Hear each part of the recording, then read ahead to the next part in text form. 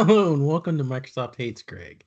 My name is Greg Deckler, and I am sitting here on this Saturday, literally in my comfy attire, right? And I literally just finished up and posted out to Patreon chapter 15 of DAX for Humans, Optimizing Performance. This is the first draft.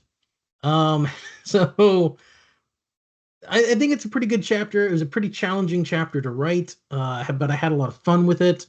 Um, yeah, so I'll just kind of take you through a little bit in terms of I go into like why is optimizing DAX a difficult subject, right? Because of, essentially you got these magic boxes of the formula engine and the storage engine, which are basically impenetrable to understand what they're exactly doing, right?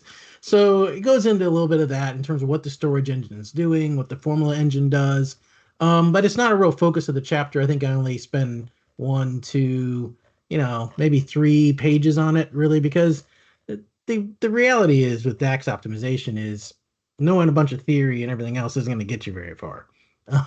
So this chapter takes a very practical approach to the subject. So the next thing it goes into is optimization tools, performance analyzer, right? The default, what's built into Power BI Desktop, DAX Studio, the OG of DAX optimization tools, right?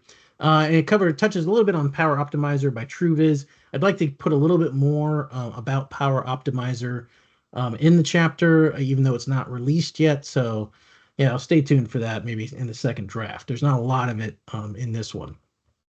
So basically just explains how to use the tools, right? So that's, 1, 2, 3, 4, 5, boom, get your benchmarks in DAX Studio, easy. So then we go into a general example, and this is quite in depth. I mean, I think there's 8 different versions of the of the measures involved here, and each step along the way, I'm trying to demonstrate a particular optimization technique. So I think it's a really good example, and this really is a lot of the chapter is spent on this example, and you kind of get out of it, some key learnings, after you go through everything. So, go through and get your key learnings out of how to optimize your DAX, right? Then we go into a calculate versus no calculate scenario one. In this scenario, it shows that no calculate outperforms calculate as well as time intelligence by kind of like order of magnitude kind of thing. So it kind of goes through that example. And then I'll do include calculate versus no calculate scenario two. And this one demonstrates how calculate outperforms no calculate by order of magnitude. So very fair with the DAX optimization. The point being is that there is no, you know, there is no one size fits all with DAX optimization, right? It's just as much art as it is science when you're dealing with this stuff. So, different techniques, different approaches, different methods are going to work in some scenarios, and in other scenarios, it'll be other techniques and methods. So, I think it's pretty balanced overall as far as a chapter goes. I think again, there's 800-page books on optimizing DAX. Right? This is one chapter, but I think it really hits, almost all the highlights and the essentials of what you're going to need to know on an everyday basis. And in fact, the one central example right here, I got to rename this probably, but as far as but this example, it improves on the DAX measure by 99%. Right. So if you want to get that last 1% of improvement, I suppose you can, you know, go read some more DAX optimization books, but I think that's pretty good um, uh, overall. So again, had a lot of fun writing this chapter. It's very challenging. It took me a few weeks to get it done. But we're on to the next one, and the next one's the last chapter, folks.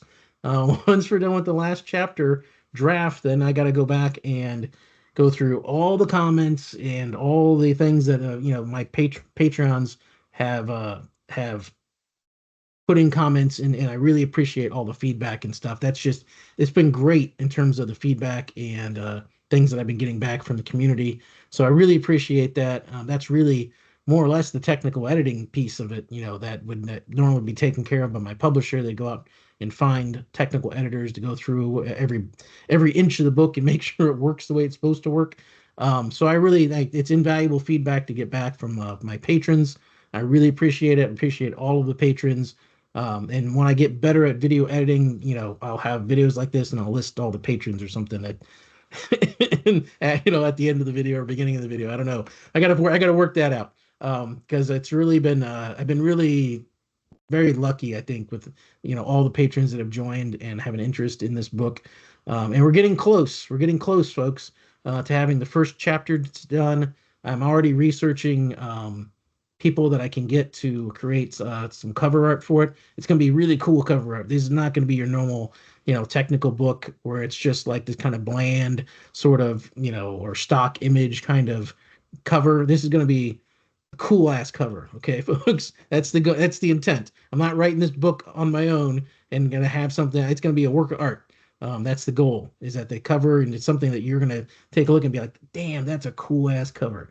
That's the goal. So, got a bunch of those kind of details to work through, but we're getting close to the end of the drafts.